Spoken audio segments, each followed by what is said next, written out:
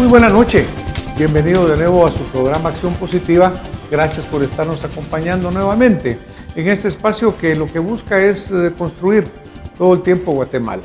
Tenemos una visión positiva, no negamos la realidad, no queremos tampoco ser utópicos, que es la palabra que hemos usado de repente. Lo que queremos realmente es ser objetivos, ser realistas y sobre todo ser muy guatemaltecos en el sentido de buscar lo mejor para esta nuestra querida patria. Dentro de esta temática quisiera mencionar antes de empezar el programa en sí que nos preocupa el presupuesto que recientemente fue aprobado por el Congreso de la República. Lo consideramos que se excede en el monto de la deuda que se permite contratar y eso pues nos lleva a un endeudamiento que realmente es preocupante. Cuando se habla con economistas dicen que estamos dentro de límites permitidos, pero cuando vemos la realidad también estamos ante un país que desafortunadamente no está produciendo como quisiéramos que lo produjera.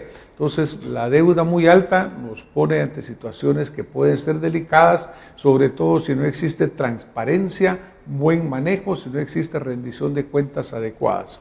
Por otro lado, siendo que la única fuente de donde se captan ingresos es a través del trabajo de los guatemaltecos y los impuestos que producen, pues obviamente tenemos que estimular a todos estos guatemaltecos que están contribuyendo a que puedan hacer su trabajo, a que puedan vivir y producir en paz. Ese es un llamamiento a este gobierno.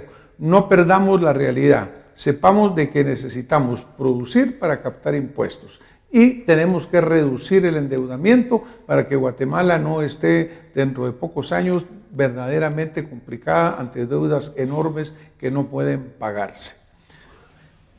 Hoy vamos a tocar un tema que ya está en el ambiente, flotando totalmente, y es que prácticamente, así como estamos llegando a la Navidad, hoy estamos celebrando el primer domingo del mes de diciembre, por eso tenemos ya unas Pascuas muy lindas que nos están acompañando, porque ya estamos en ambiente navideño, pero también ya las campanas electorales están sonando intensamente, y ya vemos cómo de repente, pues por todos lados empiezan a haber pronunciamientos, empiezan a haber proclamaciones, empiezan a haber partidos que están diciendo quiénes serán sus candidatos y claro, el guatemalteco empieza a pensar, bueno, ¿y qué va a suceder?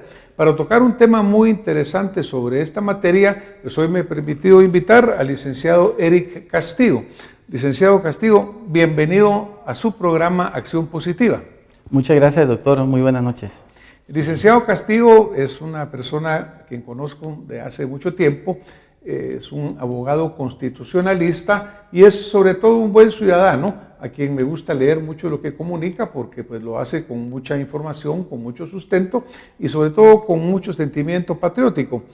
Licenciado, recientemente estuvo usted en un evento organizado por la Cámara Guatemalteca del Periodismo, de la cual somos aquí orgullosamente miembros.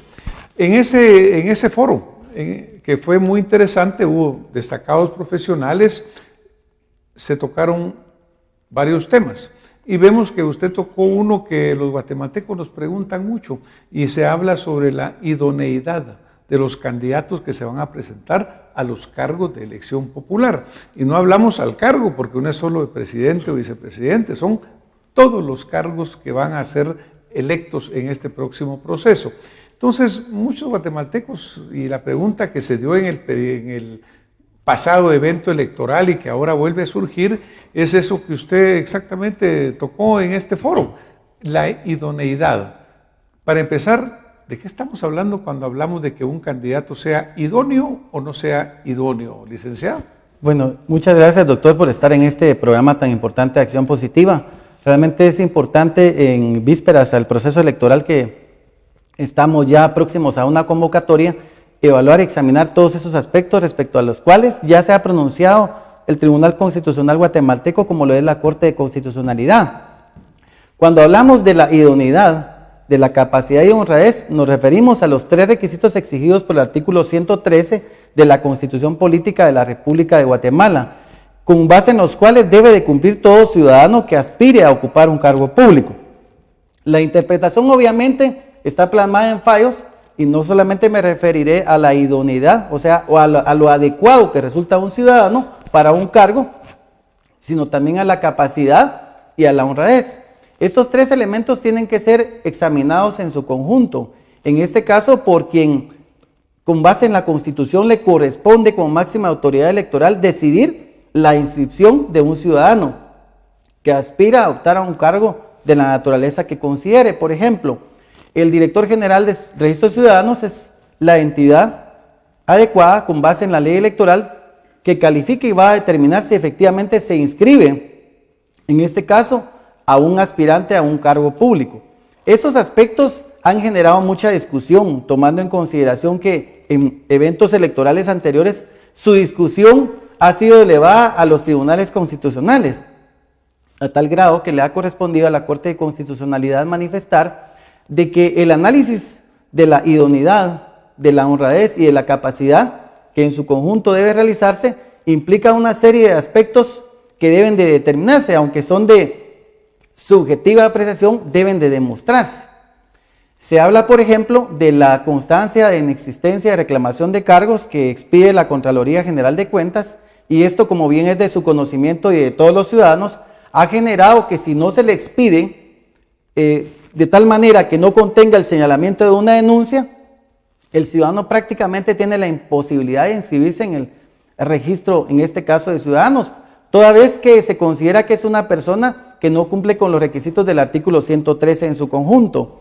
Sobre este aspecto es importante que los tribunales, en este caso la máxima autoridad electoral, Tribunal Supremo Electoral, defina de manera clara y precisa la evaluación de estos aspectos, en el sentido de que cuando tenga a la vista una solicitud que haya sido rechazada por el director general de Registros Ciudadanos y que conozca mediante una impugnación, que en este caso es la nulidad o la revisión, tome en consideración que el análisis que va a realizar va a ser con base en los controles que existen, que es el de convencionalidad, que son todos aquellos tratados internacionales que imponen y obligan a que se respete y se resguarden los derechos de un ciudadano a optar a un cargo público, a ser electo. Es decir, no va a estar sujeto a una decisión discrecional o arbitraria del Tribunal Supremo Electoral si inscribe o no a una persona, porque para eso están los tratados internacionales que resguardan el derecho de todo ciudadano. También hemos conocido casos con anterioridad. Si usted recordará, doctor, en el caso de la doctora Sandra Torres, en aquella época en la cual la Corte de Constitucionalidad resolvió un amparo que presentó, en este caso, en el cual tuvo que decidir si le aplicaba o no la prohibición por ser en ese entonces pariente por afinidad con quien ejercía la presidencia obtenida democráticamente. En aquel momento la Corte de Constitucionalidad determinó que por haber tenido ese vínculo de manera temporaria, le aplicaba entonces la prohibición, situación jurídica en la cual no se encuentra ahora y en la cual puede expeditar su solicitud de inscripción conforme la Constitución y las leyes respectivas. La ley, digamos, varía de un momento a otro dependiendo de la temporalidad de la circunstancia, en este caso. Pero usted nos iba a hablar de otro ejemplo. Correcto. Hay otro caso que es un caso que es importante analizarlo para ejemplificar la interpretación ambivalente que realiza la Corte de Constitucionalidad, y es el caso de la ciudadana doctora Suri Ríos. Como bien recordamos, en el evento electoral anterior, el registro de ciudadanos, en este caso fue el conocimiento público, le negó su inscripción, es decir, se la rechazó, su petición para pretender optar a un cargo público, en este caso la presidencia de la República. Y obviamente la solicitud la planteó la organización política que la postuló, como lo corresponde según la ley de la materia. Cuando se le rechaza, entonces se agota las impugnaciones, nulidad y revisión, y esto es una decisión contenida por la Corte de Constitucionalidad que es pública en el portal de esa institución y que puede estar al alcance de todos los ciudadanos para que la puedan examinar. Y ahí efectivamente, cuando el Tribunal Supremo Electoral rechazó esos recursos o los denegó, dejó firme el rechazo a su inscripción y tuvo la ciudadana que acudir a la Corte Suprema de Justicia en pleno, que es la autoridad competente en materia de amparo, para requerirle que obviamente se anulara esa decisión que le vedaba su derecho a inscribirse, y efectivamente mediante un amparo provisional, la Corte Suprema de Justicia en pleno, pues le ordenó al director del registro que la inscribiera.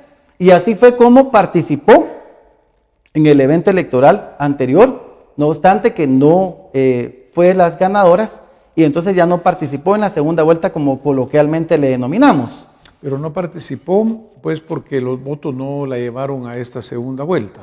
Por supuesto, no resultó ella parte de las dos organizaciones políticas que lograron obtener el caudal de votos que democráticamente debe de llenarse para poder aspirar a la presidencia.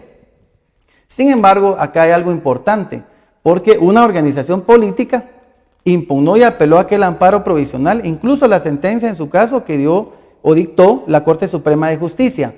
El asunto entonces fue trasladado a la Corte de Constitucionalidad, para que en relación a la ciudadana Suri Ríos fuese el máximo tribunal el que dirimiera de una vez por todas el fondo de su situación jurídica.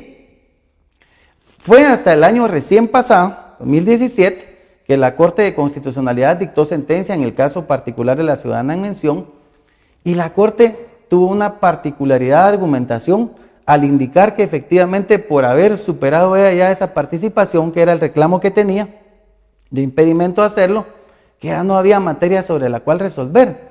Y entonces la Corte le denegó a Suri Ríos el amparo que había planteado. Que ya no tenía ninguna significancia, porque ya había ocurrido un proceso, pues había pasado lo que había pasado, o sea que 2 años después realmente ya no tenía relevancia. Sin embargo, creo yo que la relevancia, esta habría que analizarla desde una perspectiva, siendo ella una ciudadana respecto a quien estaba cuestionada su participación. El año recién pasado, la Corte al dictar esa sentencia, tuvo la oportunidad de dirimir el fondo del asunto, es decir, de establecer si efectivamente le aplicaba o no la prohibición. ¿Por qué? Porque no solamente se trataba de la participación de una ciudadana, sino que eventualmente, si hubiese accedido a la presidencia, hubiésemos estado con la inquietud de si efectivamente ya estaba facultada o no para poder participar, y el asunto ya se vuelve entonces de orden institucional. Por esa razón considero que la Corte de Constitucionalidad debió de haber resuelto de una vez el fondo del asunto. En el caso particular, considero que efectivamente a ella no le aplica la prohibición a que aspire a la presidencia. ¿Por qué razones, doctor? Porque la Constitución establece esa prohibición simple y sencillamente para aquellas personas que tienen un vínculo por consanguinidad de quien en el momento en que se produce o se avecinan las próximas elecciones se encuentre ejerciendo, por ejemplo, la presidencia por medio de un golpe de Estado o haya asumido la jefatura de gobierno por esa vía. En otras palabras, esa temporalidad le aplica únicamente que se encuentre en esa condición de pariente de quien en ese momento ejerce la presidencia, obviamente mediante un golpe de Estado. O sea que se aplicaría en aquel momento, pudiera no ser aplicable en este momento. Estamos aquí en aguas profundas, ¿verdad, licenciado? Así es. Ahora, por ejemplo, profundas y arenas movedizas, porque, por ejemplo, usted menciona, ¿qué hubiera pasado si la ciudadana en mención hubiera ganado la elección, hubiera pasado segunda vuelta y hubiera asumido el cargo?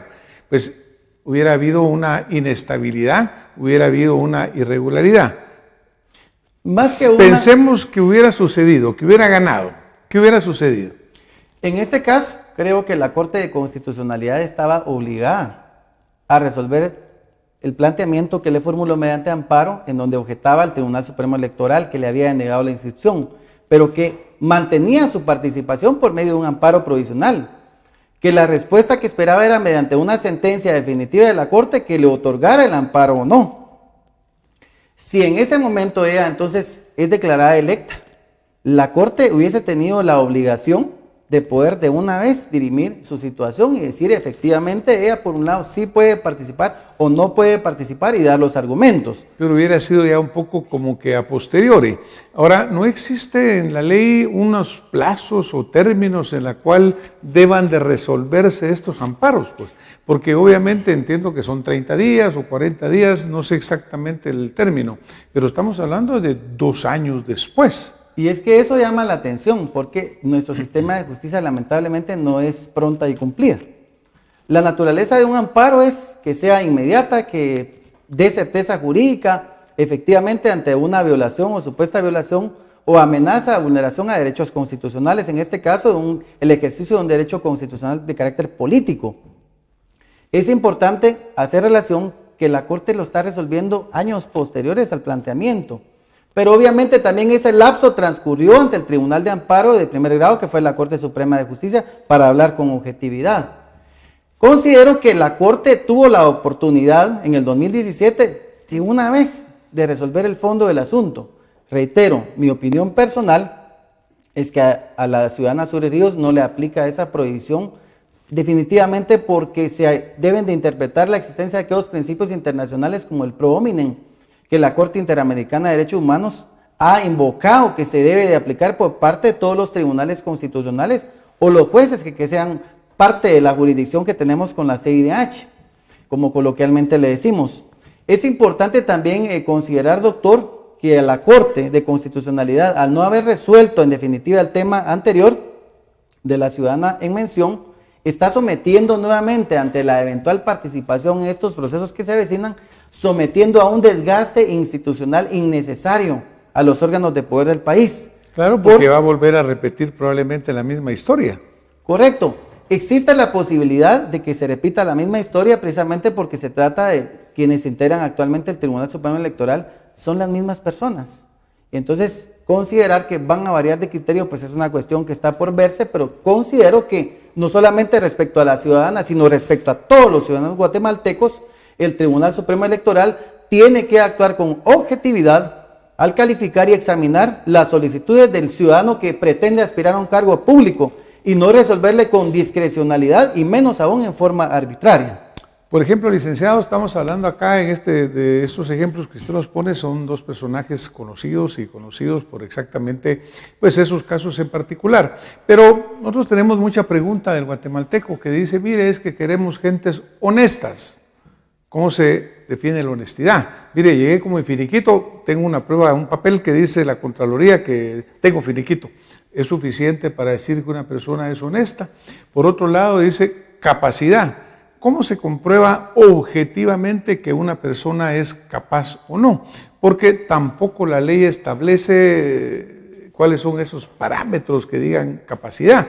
Una persona puede no tener una formación universitaria y ser muy honesta y muy capaz, o puede tener formación y ser deshonesto y ser incapaz. Entonces, para el ciudadano que está viendo este programa y que va a empezar a hacer su criterio, decir voy a votar, cómo voy a votar, qué voy a hacer, queremos gente honesta. Ese es el clamor que más se escucha. Recientemente alguien que nos escribe nos dice, doctor, ¿y usted cómo define honestidad? Pues si uno se va al diccionario encuentra una definición, pero en la ley hay muchos criterios. ¿Cómo definiría usted que una persona es honesta, es capaz, es idónea para el puesto? Sí, en este caso debo de ceñirme a la interpretación que sobre esos aspectos se ha realizado en sus fallos que han asentado doctrina legal por parte de la Corte de Constitucionalidad. La misma Corte ha indicado que la sola constancia de inexistencia de reclamación de cargos no implica ni hace que una persona cumpla con todos esos requisitos, sino más bien se necesita el análisis de varios elementos. Si bien es cierto la capacidad, la idoneidad y la honradez se ven abstracto, también es importante considerar, como lo dice la Corte de Constitucionalidad, que existe una serie de elementos que deben de analizarse y que van a demostrar que efectivamente se cumple con esos requisitos. Podríamos considerar en el ámbito de la capacidad, con base en constancias y documentos certificados por las entidades donde se ha elaborado que se tiene la capacidad, la expertise para poder desarrollar de manera adecuada ciertas funciones. En el ámbito de idoneidad, como lo indicamos, también es lo adecuado, como indicaba, que resulta una persona para un cargo público. Y la honra es obviamente demostrar que efectivamente una persona cuenta con una serie de elementos que permiten afirmar que cumple con cada uno de esos requisitos constitucionales. Reitero, son en abstracto, pero se pueden demostrar. Por ejemplo, estamos hablando de que van a ser miles de guatemaltecos los que van a optar a cargos públicos, porque pues presidencias, corporaciones municipales, diputaciones, en realidad es un alto número. ¿Tendrá la capacidad el Tribunal Supremo Electoral en el nivel que corresponda de evaluar a todas estas personas o no la tendrá? Porque al final lo que queremos los guatemaltecos es un gobierno que sea capaz, que sea responsable. Pero, licenciado, de acuerdo a la Constitución, ¿qué es lo que le pide la Constitución a un ciudadano guatemalteco para que pueda optar a un cargo público? Yo sé que alguien menos de 40 años no puede optar porque no tiene la edad suficiente, pero ¿qué más? ¿Qué más pide específicamente la letra de la Constitución para optar a un cargo? Claro, obviamente, primero ser guatemaltecos, ¿verdad? Guatemalteco. Encontrarnos en el libre ejercicio de los derechos políticos y obviamente cumplir con ciertas edades, según, por ejemplo, en el caso del presidente, ser mayor de 40 años. Entonces, cada uno de esos aspectos la misma Constitución nos establece. Cuando usted habla de sus derechos políticos, ¿es solamente derechos políticos o civiles? Por ejemplo, una persona que enfrenta un juicio o una persona que ha sido denunciada por algo, ¿en qué momento él pierde sus derechos de participar en un proceso de elección? Si establecemos que efectivamente solo mediante una sentencia judicial firme podría entonces declararse por un juez o autoridad judicial competente que una persona ya no puede ejercer sus derechos civiles y políticos. Esto obviamente lo enmarcamos con base en el debido proceso. Sin embargo, en la actualidad hemos avisorado una serie de casos concretos que es del conocimiento público en donde por no contar con la constancia de inexistencia de reclamación de cargos ha sido suficiente para que el Tribunal Supremo Electoral rechace una inscripción. Entonces estaríamos diciendo que no se está cumpliendo con la interpretación constitucional que se debiera. Sin embargo, estamos en una democracia en la que poco a poco van avanzando nuestras instituciones y se van fortaleciendo, a tal grado que en la actualidad podemos decir que solo con no contar con esa constancia el tribunal ha rechazado inscripciones. El asunto es cuál es el parámetro que debe de utilizar el Tribunal Supremo Electoral para calificar o cualificar que efectivamente es viable una inscripción. Recuerdo que hace algunos años, sin paso por el máximo Tribunal Constitucional, del cual pues fui coordinador de la Secretaría del Pleno, se analizaba ese tipo de aspectos y se indicaba que efectivamente debería de fijarse un parámetro. Por ejemplo, se hablaba así coloquialmente el aspecto, y también en los corridos y los foros jurídicos, no solamente en el tribunal, sino en todos los escenarios jurídicos, que debería de haber una grabación, por ejemplo, que la sola existencia de una denuncia no sea óbice para impedirle a un ciudadano participar, sino como ocurre en el sistema americano, que cuando el Ministerio Público, la Fiscalía General, como bien se le denomina, establece que hay cargos que puede formular contra una persona, contra un ciudadano, eso sí le limita el ejercicio de ciertos derechos. Pues considero que de igual manera en nuestro sistema, los tribunales constitucionales y el Tribunal Supremo Electoral podrían eventualmente interpretar que si una persona efectivamente ya ha tenido alguna imputación penal por parte del Ministerio Público ante un juez penal y éste le ha vinculado mediante el auto de procesamiento, podría ser un parámetro para establecer que efectivamente la persona no cuenta con los requisitos que establece el artículo 113 constitucional para poderle inscribir y entonces poder rechazar la solicitud. Pero en base a un sustento, en base a algún parámetro establecido, ¿verdad? Correcto, pero a ese parámetro, doctor, todavía no hemos llegado. Ahora, entonces, digamos, hay mucho en el aire en este momento, porque esa es la preocupación del guatemalteco, sobre todo que nos expresan constantemente los ciudadanos que nos escriben. ¿Cómo vamos a decidir por quién? El guatemalteco, como usted sabe, pues lo expresó en las plazas públicas el año 2015, expresó mucho rechazo a la clase política en general, al sistema en general. Se pedían muchos cambios a la ley electoral y de partidos políticos que no se realizaron como el ciudadano pedía. Incluso se hicieron cambios en las partes del financiamiento político que todavía no han terminado de aclararse y están caminando.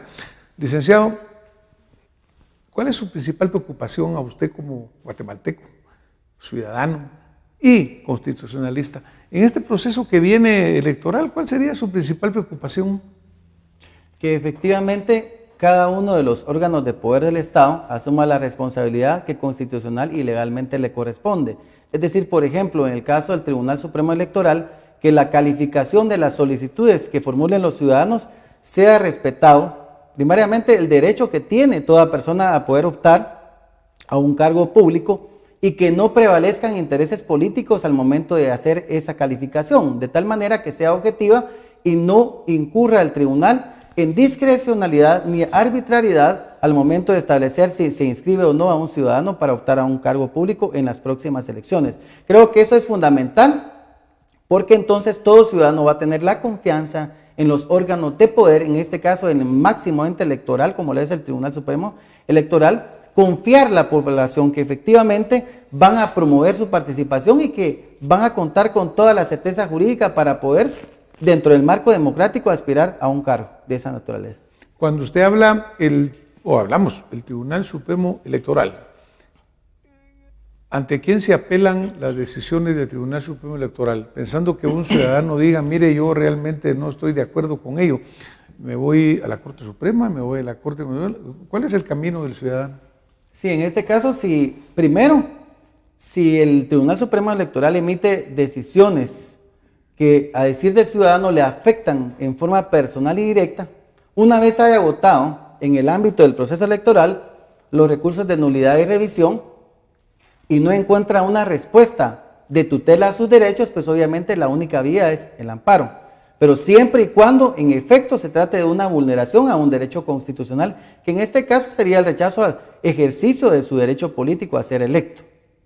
Que sería básicamente un poco el tema del ejemplo de Suri Ríos, por ejemplo, del caso de Sandra Torres que usted mencionó, y de algún otro candidato que diga, miren, me están excluyendo por alguna razón. Y en ese aspecto es interesante lo que usted señala, porque tengo conocimiento como jurista que todavía hay acciones constitucionales pendientes de resolver que han promovido a algunos ciudadanos que se les rechazó su participación en el proceso electoral anterior y que ni siquiera han tenido una respuesta mediante una sentencia por parte de los tribunales constitucionales. Es para que tengamos una idea como ciudadanos que efectivamente la justicia no ha sido pronta y cumplida, pero que cada uno de los funcionarios que ejerce la función, en este caso en el sistema de justicia constitucional, debe de tener esa conciencia que al ciudadano se le debe dar una respuesta de manera inmediata.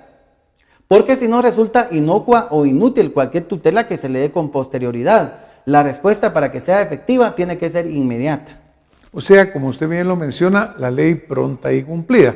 Sabemos desafortunadamente que por muchas razones nuestro sistema de justicia, no solamente en materia electoral, sino que en materia general, pues adolece de un trámite demasiado largo. Ahí se hablaba de 960 días, que son pues prácticamente casi 3 años para que un proceso avance y se desarrolle. Licenciado, nos vamos a tener que ir. 30 segundos para darle un mensaje último a la audiencia de Acción Positiva. ¿Qué nos quisiera compartir?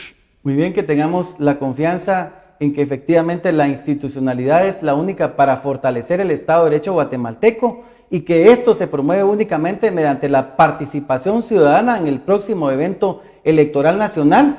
Por lo tanto, insto a toda la población a que hagamos uso y ejercicio de nuestro derecho constitucional a elegir y a ser electos, y que sigamos confiando que nuestro país va avanzando, que nuestra democracia solamente se puede fortalecer participando únicamente. Muchísimas gracias, licenciado. Le agradecemos que nos haya acompañado esta noche. Me quiero despedir reiterando que es un derecho el que tiene el ciudadano, no es una obligación.